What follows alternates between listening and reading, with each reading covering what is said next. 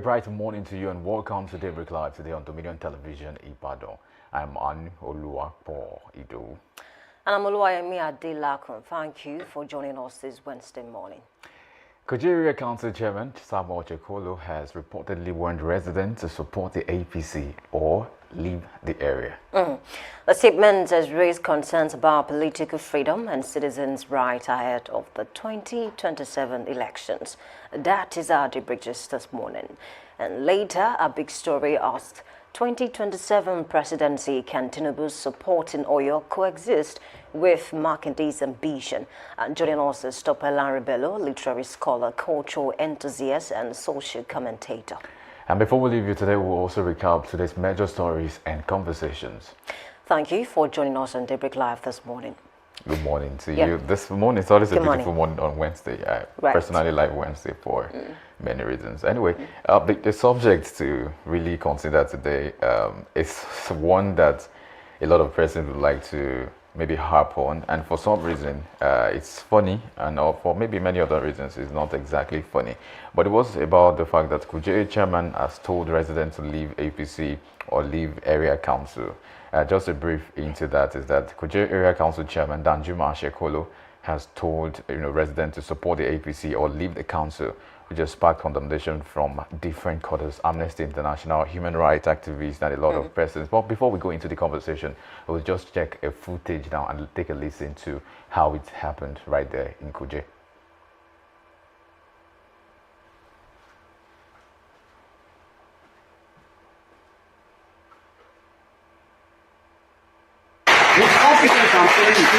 In my area council, it's either you're doing APC, or leave the area council. You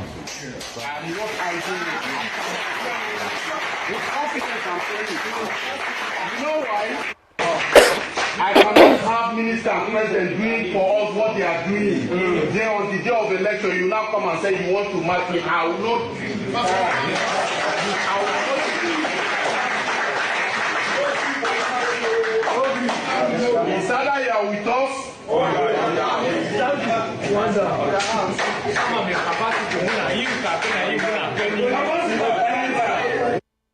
have said in my... Of course, that's well, some will consider it funny, but I'm not so sure that it's funny. And I think one of the things that really baffled me was the fact that some persons were clapping. Anyway, just let me get us into a brief of that story and how it came about. After he said what he said, he made remarks in the video like we've seen now. He said residents should not oppose the APC after benefiting from development projects under President Bola Tinubu and the FCT Minister Nyesom Wike. And he went on to also question why residents who benefited from government projects would support another political party during the elections. And so his comments really have drawn condemnation from different quarters, Amnesty International, which he described the remarks, for example, as a threat to residents' freedom of association and political choice. So that exactly is the conversation. But to say this is new is not so true, except that at a time like, sometimes I think that what baffles me is the effrontery, is the guts, is the, I don't want to use the other word that is coming to my mouth, but it's that audacity to say these kind of things when you know you are on record, when you know there's a phone somewhere, there's a capture, there's a voice recorder, and you still go ahead to say these kind of things. I wonder, even if you want to, because I know some conversations can be had within the confines of your influence, your circle of influence. You might say some things that you might not be so proud to say when the whole world is watching. But the fact that these are leaders, because of course he's a leader too, the fact that they come out and they are not afraid of what people would say, they are not afraid of the camera, pointed at them, they are not afraid of anything, and they feel like they can just have their say and have their way. And I think just the same way Senator Fadans, also a lawmaker, once mentioned something that should not be said, that is an inflammatory comment. This is again another one. To say I should leave my house or I should leave the area I'm living because you want me to support you. I don't know if our leaders know that there's what we call the freedom of expression. I have a right to associate. I have a right to stay even in anywhere I want to stay in this part of the country. I mean, these are things that should not even be, because it comes to me, it comes across as you giving people ultimatum to say, if we don't win this election, then this local council would not have peace. Because those are the unintended consequences of what you have just said. You can't just make a statement that it's either you vote this party or you leave the area council. If you're telling that to your child, that's okay. If you're telling that to your wife, that's fine. If you're telling that to people in your compound, maybe that's okay. But if you're telling to a local council that's under the federal government, or that is under the geographical map of Nigeria, then that is wrong. People have a right to choose. People have a right to decide that even if this as a particular party is doing the best, I still don't like them and I'm not going to vote. It's their right to do, right? So to now say that they benefited from the project, now again, my problem when we say these kind of things, it's almost like they say it like the government is doing something that is it's its own, in the sense that they are bringing money from their own pocket to do stuff. If I'm benefiting from a project that the government is doing, it's because I have every right to benefit from it. Taxpayers' money, Nigeria's money is what they are using. Nobody's using his personal pocket money to save Nigeria or to make Nigeria better. There's no presidency that can boast of saying, okay, so I've withdrawn all my accounts just for the progress of this country. We understand this is not a thing. So why would you now say it as though anybody who wants to now vote is in the favor, or should be in the favor, or should just be in solidarity with somebody because they have done what they are supposed to do in the first place, right? If I benefited from the project, I don't have to vote for you. If I see that it's a choice, so I have to decide. You don't give me my choice. You don't make my choice for me. And I think that's where a lot of persons will say, this is not exactly the right way to go. But I do not like this personally, and I hope maybe you'll come around to say something else about this, and probably just debunk some of the things, and maybe twist it like they used to twist that we don't mean that they should kill them, but they should kill them with vote. Maybe these are the kind of things we'll get to see. Let me start from where you saw. I don't see this chairman apologizing to Nigerians or even to people who stay in FCT. And then I think you mentioned something that people were clapping after he said that. I remember when the senator and Father Onsi said something similar to that, and he said, any Accord member that you see, just kill them. And he went on national TV later to say, I said kill them with vote too. And then it was like, I know Yoruba language has tonality, right? But then we are not fools. Nigerians can actually interpret whatever it is that you said. There are people who understand the Yoruba language very well. So I'm just trying to say that in that same video, when Senator Fadansi said that, there were people who were cheering him on, clapping for him and things like that. So it's an aberration, really. And then I also remember that in 2023, towards the election period, something similar happened. A man, a popular person, was in Lagos and telling people, it's either you vote for APC or not. You have no right to vote for somebody else. But then, according to the Nigerian constitution, no organization, no political party can determine where a Nigerian should stay.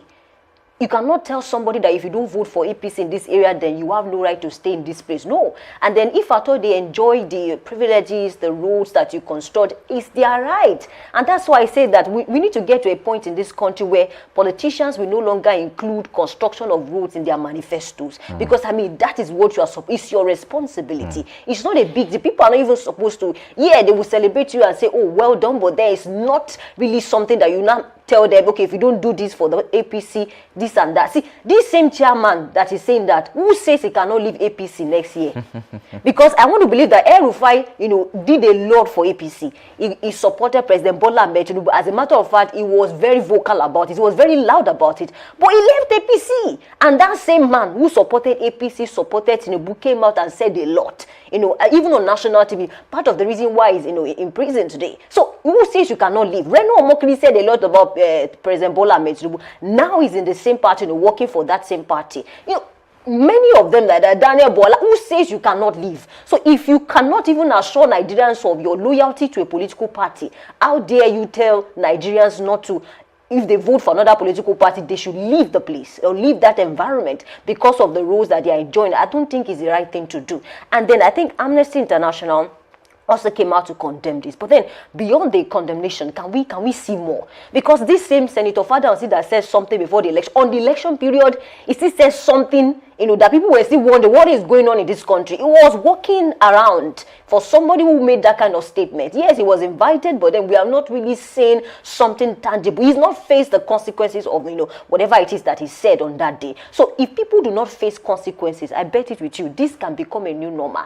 And it's sad. Why do you think the United States is saying Nigeria will still remain a country of particular concern? It's because of certain things that they can see. Not because people are being killed on a daily basis alone, but because of the situation of the country, the kind of things that people would do, all in the name of I'm a politician, nobody can hold me. And they're looking at out looking at that video, do you even think he was afraid to say the things that he was saying? I don't think so, because he knew that people were going to record him and post it. So I don't know whether these people want to incite fear to say we are firm about this. If you don't do it, I believe there's a way to actually talk to people, with respect and still be firm. Don't tell people if you don't vote for APC, then leave this place. No organization, I repeat, under the Nigerian Constitution can determine where or a person should stay. You can decide to move to Maiduguri tomorrow or Zamfara if you have the mind to do it. Nobody will question you.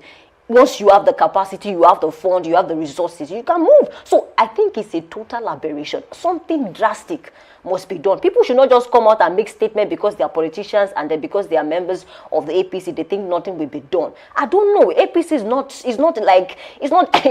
it's just a political party. And then if you say certain things that are not right, you should face the consequences of your actions. Until then, I think Amnesty International, yes, we like the fact that they are coming out to condemn the statement, but then we need more. We need actions, beyond the statement, releasing statement to say, okay, we condemn this, don't do this. No. We need people to start facing the consequences of their statements. Now, I think what you said is profound, because even maybe just down the particular write-up that they released, they also mentioned that the police should be involved, that the police should run an investigation into this. But what do you say to the case where a federal lawmaker in the country, a lawmaker in the Federal Republic of Nigeria, made an inflammatory statement, and all we got was he was invited, and the next day he was out there while the election was going on? He even made some comment too, but maybe not inflammatory, but he was saying like if anybody would not vote, they should not have what they should have, all of that, and they're still roaming free. So if a senator can say this, how much more, or should we how much less a chairman now? Because this is now it trickles down, because it's always a thing of, there's a Yoruba saying that militia assessor, that's Iroko tree, that you prune Iroko tree when it's still young, because when it has grown to a point, you won't be able to trim it again. And that's a thing in the country where a federal lawmaker says something that looks like it's breaking the law and there's no consequence. A chairman will find it easy to do, and tomorrow who knows who's going to say next, because obviously too, the president was quoted as in one of his remarks recently that he said all is fair in politics, and that statement might not sound so much. It might not be like something to look at until you look at the nuances inside that statement. Because just like you can see, if he says that, okay, so everything is fair, so everything is fair in politics means war is fair, fighting is fair, vote buying is fair. Does it mean that? Because if you have, as a leader, there are certain things to say and there are certain things not to say. In fact, there's a way to say everything you want to say, because you understand you're a person of influence. You are wielding so much influence on people, and whatsoever you say can become a command. I can suggest, just say, okay, my opinion is this, and then it becomes a command, and everybody goes for the hunt. You say, so as a leader, I think there has to be a way to say, if you want to make comments, you should know how to make the comments, because you understand that people are listening, and some of the people are listening are not at the educational level at which you might be speaking from.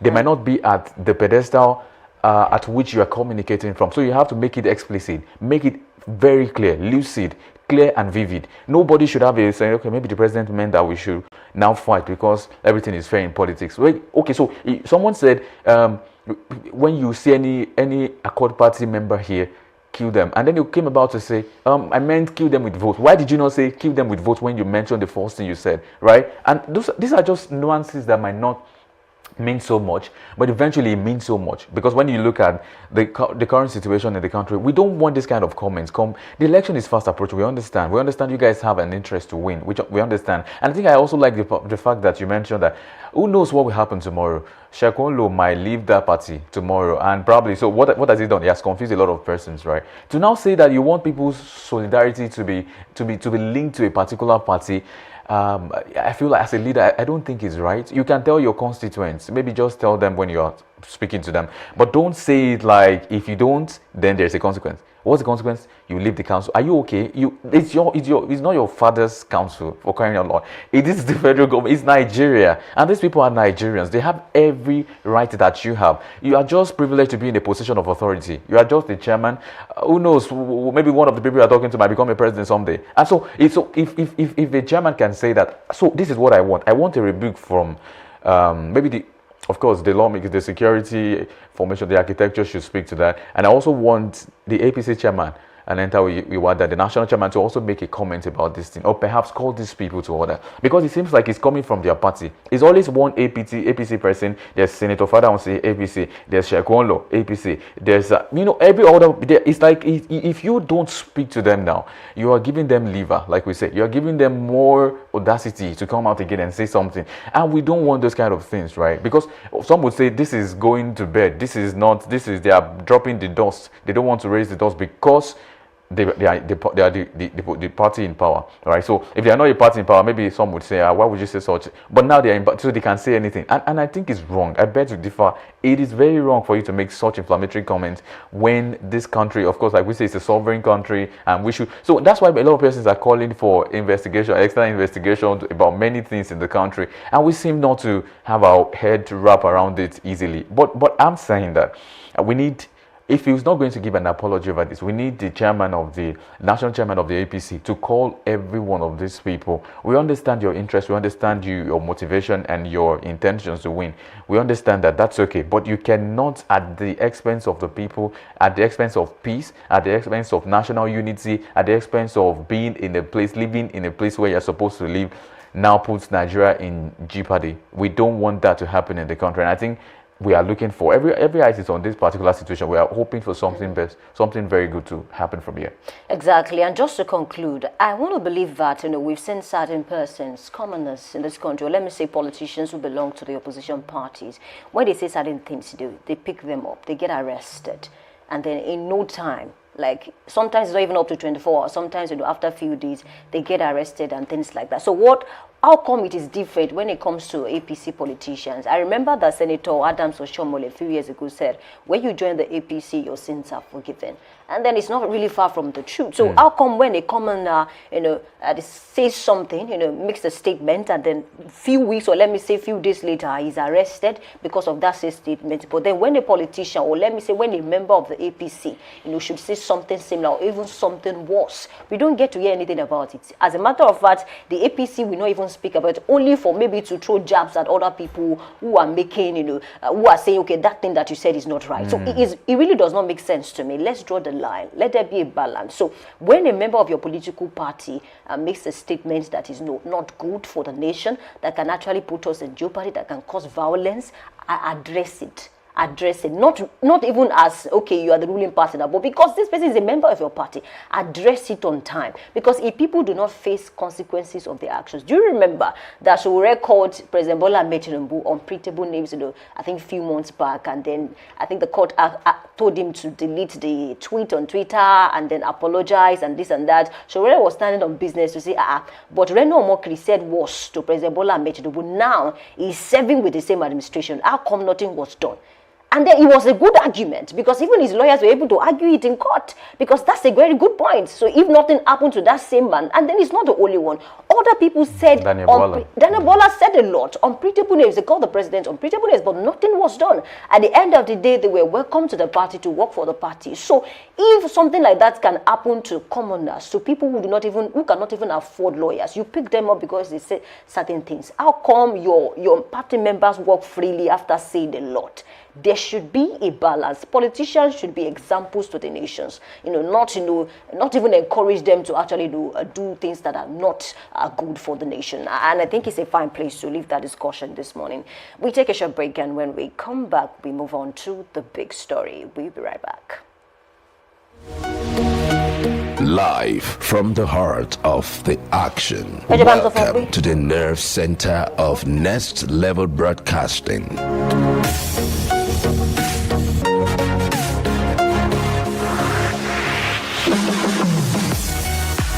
This is the OB van, where the studio meets the street. Equipped with cutting-edge cameras, crystal clear audio, real-time switching, and broadcast control, we don't just capture moments, we deliver the experience live.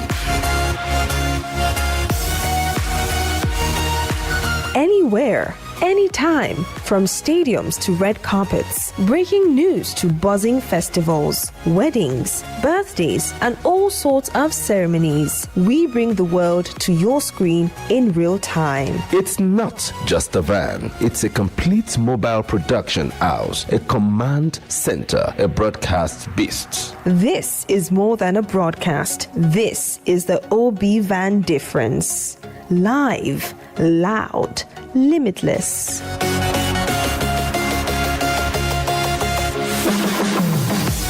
Ready to go live like never before? Book the OB Van today and take your event to the world. One powerful broadcast at a time. To book, call 0705 506 1061 or 0916 101 1061. Email marketing@dominion.org.ng or visit our socials on Instagram @Dominion Broadcast. Dominion Broadcast, your channel of choice.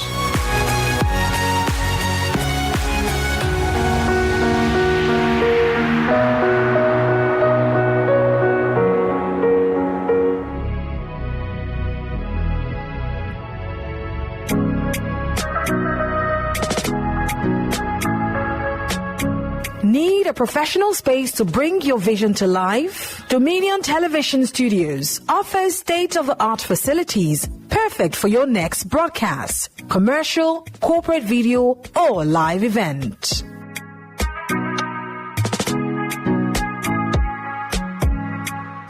With flexible rental options, cutting-edge equipment, and a supportive team, we provide the perfect environment for high-quality productions. Unleash your creativity. For bookings, email us at marketing@dominion.org.ng. Call us on 0705 506 1061 or 0916 101 1061. Check us out on Instagram, Facebook, LinkedIn, and TikTok @Dominion Broadcast and on X @DominionCast. Book your space today. Dominion Television, your channel of choice.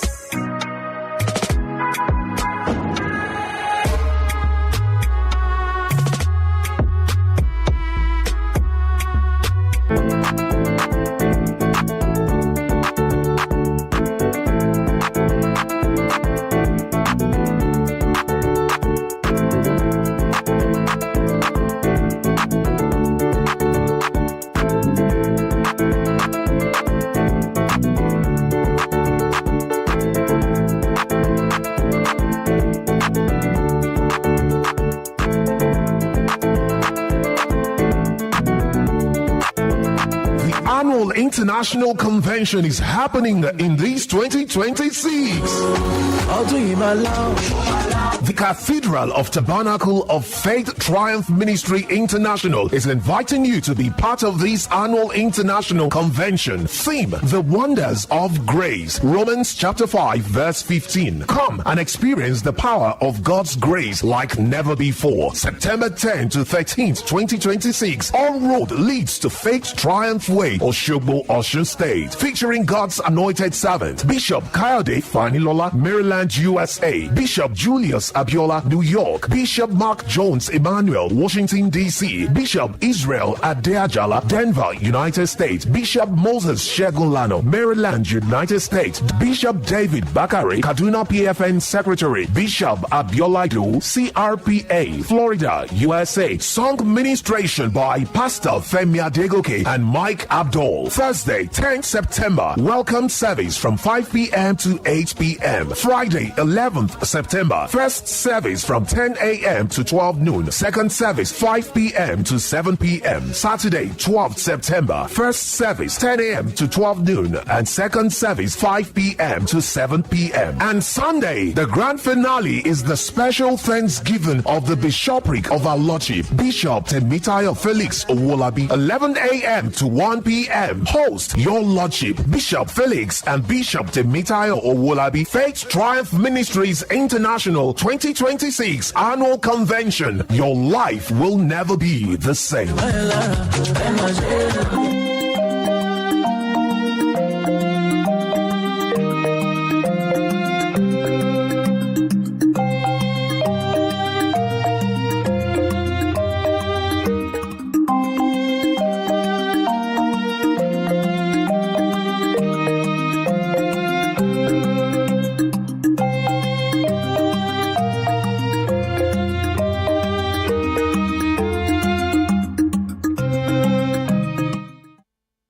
Politics is the art of balancing interests. Welcome to the big story.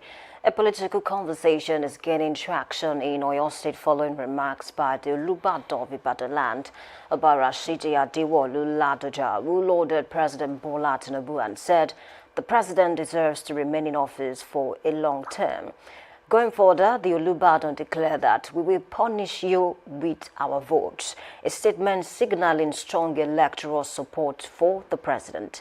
The remarks come at a politically significant moment, with Oyo State Governor Seyi Makinde also nursing presidential ambitions ahead of 2027. So can support for Tinubu in Oyo coexist with Makinde's ambition, or are we witnessing the early signs of a political realignment in Oyo State? That is our big story this morning. I'm Oluwayemi Adelaku, and joining me is Tope Lanribelo, literary scholar, cultural enthusiast, and social commentator. Good morning. Welcome aboard. Good morning. I'm happy to be here. We are glad to have you as well. So let's start with that statement. Will we punish you with our vote coming from the Olubadan Oba Rashidi Adewolu Ladoja?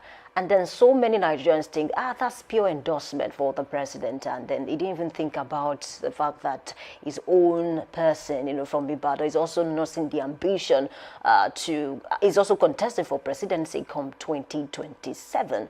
How would you explain that dynamics? There is nothing, there is no big deal there, actually.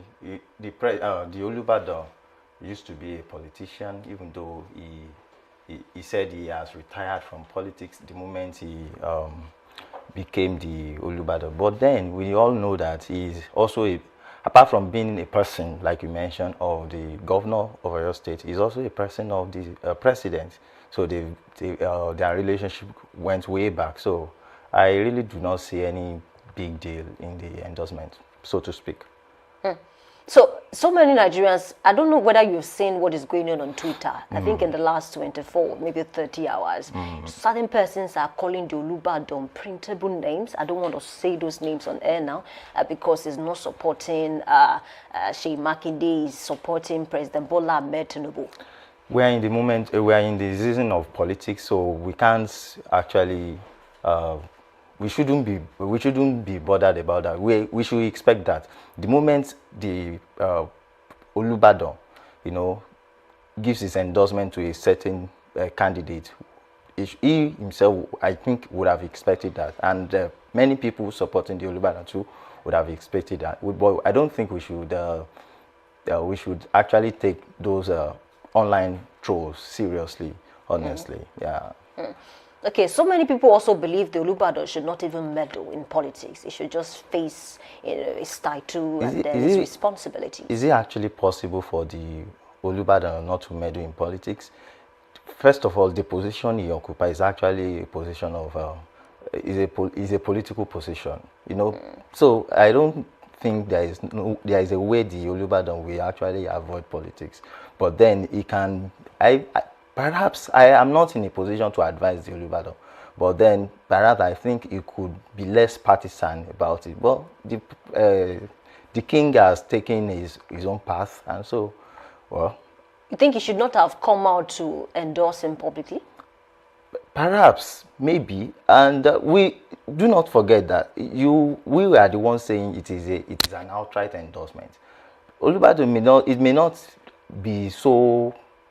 We may another candidate may also come to Ibadan, and the Olubadan may say more or less the same thing to that kind of person. So you don't think that is clear enough? We will punish you with our vote, and even said, you know, how I wish somebody can contest independently without a political party. I would have advised, you know, President Bola Ahmed Tinubu to do that, because Okay, so APC that or not APC is doing so well, because that happened at the flag off ceremony of the yeah, Jebu because he also said that President Tinubu is not a politician of APC. He's not the president of APC, but the president of Nigeria. Yeah, well, we can actually attribute that to the personal relationship between the president and the Olubadan. Well, to me, I don't still see a big deal in the so-called endorsement. I think it is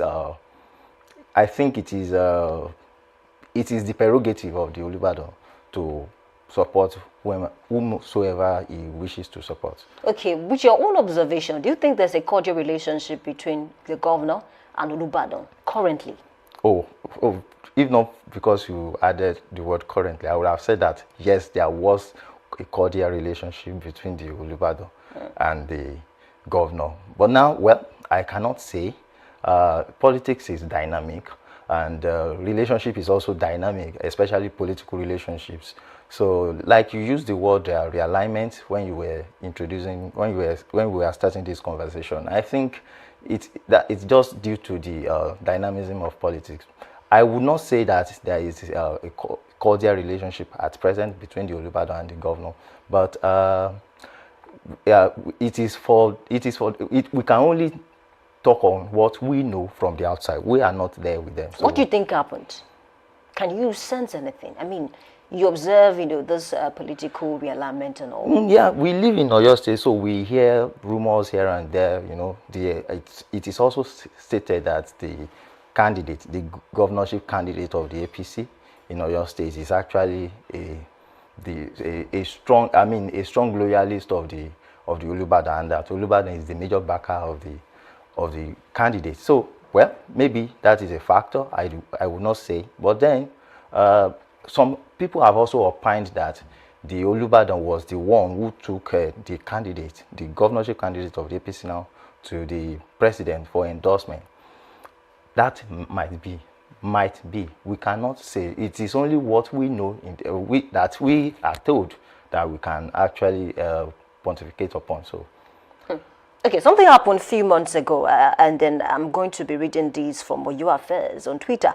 And then this is a report. For this coming election, myself, the current Olubadan, including all Seyi Makinde's enemies, will work against him in 2027. That's coming from Ayo Fayoshi. And then he said that, you know, in May. Right. So can you connect a certain dot here? Because when he made that statement, I think the Olubadan released a statement to say, oh no, I don't have that kind of collaboration with, you know, Ayo Fayoshi. And then even people criticize Ayo Fayoshi. How come you're involving the monarch in all of this? If you want to, if you have scores to settle with Seyi Makinde, settle it, you know, individually. Do not involve the monarch. But then he made this bold statement to say, myself, the Olubadan, and all Seyi Makinde's enemies will work against him in 2027. That is the way of politicians. Like they used to say, 24 hours in politics is a long time. Is a long time in politics. So yeah, that's what I think. What the statement you just read now was last year, right? No, this year.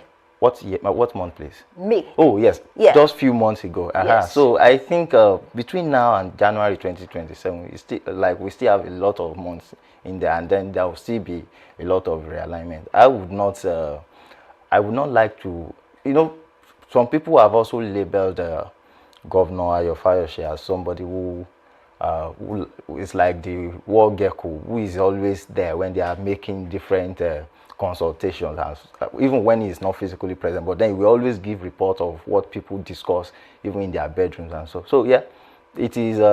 It's just hard to the dynamism of the 2027 presidential election. Yeah, he made that statement in June, actually, you know, 22nd of June. I think it was reported by Oyo Affairs. Yeah, but then moving away from that, and then, right. So report. Let's also talk about the fact that the governor, it was said that he was not invited to that flag-off ceremony. But then we had the governorship candidate of the APC, Sharafaddin Ali, the governor of Ogun State was also present, Olubadu, and then other persons were also present, even David Mai. And then he also said a lot about the governor as well. So what happened?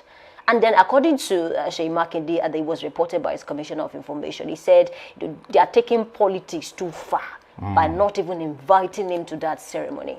Well, let me just say that Prince Dapo Abiodun, the governor of Ogun State, was there as a representative of the president.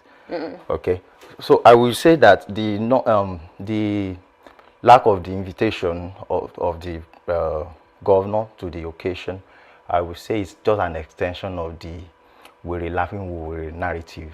You know, that's, yeah, you tackle me, I double you, kind of politics. So I think it's the prerogative. I would say that the Minister of Work, David Umaya, I think is the chief host of the event, because it's the whatever they had, the ceremony was actually at the behest of him. So I would think that he has the prerogative, or he had the prerogative to invite whosoever he wished to invite. So it's just an extension, like I mentioned earlier, the extension of the narrative of the "we're laughing, we're." So they do, it is politics. Simple. Okay, so I think somebody said something recently and said Seyi Makinde should actually join the APC so that they can align with the center. A member of the APC actually said that. I'm trying to get his name now. He wants to be the president, so why should he join the APC when the APC already had a candidate? Are you saying he can never join APC? But for now, he wants to be president. The APC can present only one candidate at a time, so he can't join the APC. APC cannot give him the platform. What about after the elections? Perhaps, of course. There is nothing impossible in politics. There is nothing impossible.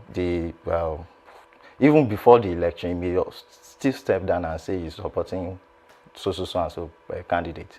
It is part of politics. Okay, let's also explore this narrative. Some believe that, I think I've read certain tweets, and they said, why should Olubado support Seyi Makinde? Because it doesn't look like someone that will win the election. So the Olubado is trying to support somebody that has the capacity and popularity to win the election. Because they are saying Seyi Makinde is only contesting because of the other members of his party who are also contesting for certain positions, like senatorial, House of Rep, and even governorship. So they are saying he's not even a serious candidate. So that's why the Olubado is not, supporting him and decided to support the president. It is quite possible. In fact, my own theory is that when I saw the topic, can President Tinubu's ambition coexist with that of the governor of Oyo State? My submission would be that the amount of votes Governor Seyi Makinde will get as presidential candidate of APM will be determined by how seriously especially in Oyo State, because we are talking about Oyo State now, will be determined by how seriously the people of Oyo State take the ambition of Governor Seyi Makinde. So perhaps that is a factor. And it is not impossible, honestly. Politicians, they have the way they do their own calculations. We mere mortals, we can only be marveling that what is going on here. But then they know what I think they know what they are doing, so to speak. So yeah, it is possible that the president, because even if you look at it, the governorship candidate of the APM has been the campaign, or the mobilization, because they will say that the campaign has not officially started, but the mobilization for his candidacy has started and you can see it all over the place. But you wouldn't say the same thing for the candidacy of Governor Seyi Makinde. Campaigns have started, actually. For the governorship? Campaigns have started. No, I know campaign has started for the presidential candidates as well as the senators and the House of Rep. But I don't think it has started for the governors. Perhaps it has started. I don't know. It has really started because a lot of them, even beyond the official. Yes, I know the official campaign started last week, but I thought that was for the president and the National Assembly members. But let's move away from that. Let's not argue about that. But let's continue on the particular conversation we're having. Do you think Seyi Makinde is a serious candidate? I don't know. I haven't seen so much seriousness in the way he mobilizes for support. So I don't know. I cannot say. Perhaps maybe his campaign will pick up sooner than later. But for now, I wouldn't say that. I wouldn't want to talk about that, whether it's serious or not. It is for him to convince the people of Oyo State that he's actually the people of Nigeria actually that he's actually very serious with the ambition. All right, I think Dave Umahi also said a lot about, Seyi Makinde during that flag off ceremony. He said, it is until the president came on board that's when he was able to make sure that certain roads, are working properly. That before the president came, certain roads were bad, especially in your state. Do you agree? Because, part of what, the Seyi Makinde administration, part of what they say, as achievement of this administration on your state is that they've been able to construct multiple roads that are working. But then Dave Umahi, I don't think, is in agreement with that statement. Well, I would not see that as well because, there are in the Nigerian legislative list or in the Nigerian legislative lists, there are what we call the federal roads, there are what we call the state roads. Perhaps he's talking about the federal roads. Perhaps David Umahi was talking about the federal roads, so he may not be incorrect. So are you saying, because I want you to be specific. I want to get your opinion. I don't want you to you know what I'm trying to say. I don't want you to be very relaxed about the question. I want you to be free about the question. I want to get your opinion. Okay. Like you mentioned, you said David Umahi said that it was until President Tinubu came on board that road construction began in Oyo State, right? Actually, personally, I have always been of the opinion that Governor Seyi Makinde did not do much in terms of infrastructure in his first term. Okay, but in the second term, we could see that he has done a lot in terms of road construction. So, yeah, maybe there is, but then I would not want to say that the fact that, the statement of David Umahi is kind of in contradiction with the general belief that Governor Seyi Makinde has done well in terms of road construction and rehabilitation. So I think the two statements or the two points of view can coexist. So that's why I say that. Okay, the Olubad also says something. The president deserves to rule for a long term. How would you interpret that statement? That is the Olubad speaking as former governor, Senator Rashidi Adewale Ladoja. I think he is also a citizen of Nigeria. He can hear his opinion about anything. I know he can hear his opinion. I'm saying, how would you interpret that statement? Well, he deserves to rule for a long term. It still boils down to his support for his friend, the president of Nigeria, Asiwaju Bola Ahmed Tinubu. Yeah, that's the way I interpret it. He's speaking in his personal capacity as a Nigerian. All right, now let's talk about the dynamics. Now, it appears that there are certain persons in Oyo State who are not, supporting the Governor Seyi Makinde, and there are certain persons who are tilting towards the APC, the Olubado, and the like. So, do you think that endorsement can do a lot for President Bola Ahmed Tinubu in Oyo State? In terms, I'm sure you remember that APC won Oyo State in 2023, and according to the governor, he said he worked for APC. Yes, but now it looks like he's not going to work for the APC. Of course, because he's also contesting. He has his own candidate. But then that endorsement, can he achieve something tangible in Oyo State come 2027? I think so, but then at the same time, I believe that in Oyo State will be the ultimate faja, for the president, for the candidate of the APC, presidential candidate of the APC, as well as the ambition of Governor Seyi Makinde. So I strongly believe that the Olubadan also has his own his support base. People who actually see him as a kind of folk hero. So he's been out of politics for how many years now? It doesn't matter. Yes, he still has a lot of. If you remember when he was coronated last year, you will see the atmosphere in the town. It was massive. Coronation is different from politics. So. Yes, I know. But then some people would actually, where is Ladoja going? Anywhere Ladoja goes. Who is Ladoja endorsing? You understand? Yes, I agree with you that he's no longer in politics, right? But then his endorsement will actually, of course, his endorsement will actually go a long way in tilting the dynamics of the of the presidential election in Oyo State. So what should we expect now that people are preparing for the general elections? I know it's too early to, make certain statement, or let me say, maybe do certain guesses about, what we should expect in the state. But then looking at the dynamics now, looking at the endorsement here and there, especially coming from the Olubadan, what should we expect? Well, like I mentioned, I said it is the ultimate faja, right? It will be bad. There will be a lot of intrigues, come 2027. Like you also mentioned, we will not make categorical statement about that, but we can say that there will be a lot of the endorsement from the president. I mean, from the Olubadan, as well as all the major big weights in the APC. We actually determine to an extent how the presidential election in Oyo State will go. I think it's a bold statement, and it's also something that will carry a lot of weight come 2027 presidential election.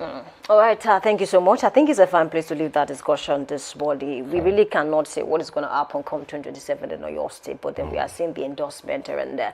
Power is never given, it is negotiated. As 2027 draws closer, the political calculations in Oyo State are becoming increasingly intriguing, with influential voices expressing support for President Tinubu, while Governor Seyi Makinde's presidential ambition continues to generate conversation. The question remains, can both interests peacefully coexist? And with the Olubadan signaling strong support for Tinubu, how might this shape the political equation in Oyo State as the 2027 race gathers momentum? That has been our big story this morning. I'm Oluwayemi Adelakun. We take a short break, and when we come back, we conclude the program. But before we go, I want to say a big thank you to Tope Larry Bello for joining us this morning. It's my pleasure to be here. Yeah, thank you so much. We'll be right back.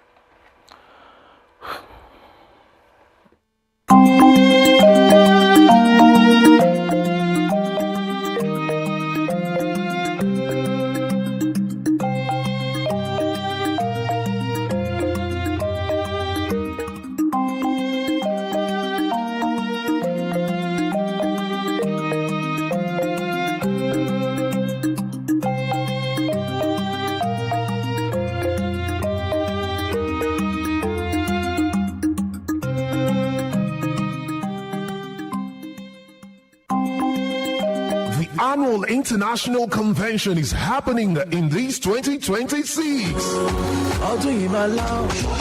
The Cathedral of Tabernacle of Faith Triumph Ministry International is inviting you to be part of this annual international convention. Theme: The Wonders of Grace. Romans chapter 5 verse 15. Come and experience the power of God's grace like never before. September 10 to 13th, 2026. All road leads to Faith Triumph Way, Oshogbo, Osun State. Featuring God's anointed servant, Bishop Kayode Fanilola, Maryland, USA. Bishop Julius Abiola, New York. Bishop Mark Jones Emmanuel, Washington, D.C. Bishop Israel Adeajala, Denver, United States. Bishop Moses Shegunlano, Maryland, United States. Bishop David Bakari, Kaduna PFN Secretary. Bishop Abiola Ilu, CRPA, Florida, USA. Song ministration by Pastor Femi Adegoke and Mike Abdul. Thursday, 10th September. Welcome service from 5 p.m. to 8 p.m. Friday, 11th September. First service from 10 a.m. to 12 noon. Second service, 5 p.m. to 7 p.m. Saturday, 12th September. First service, 10 a.m. to 12 noon. And second service, 5 p.m. to 7 p.m. And Sunday, the grand finale is the special Thanksgiving of the Bishopric of Our Lordship, Bishop Temitayo Felix Owolabi, 11 a.m. to 1 p.m. Host, Your Lordship, Bishop Felix and Bishop Temitayo Owolabi. Faith Triumph Ministries International 2026 Annual Convention. Your life will never be the same.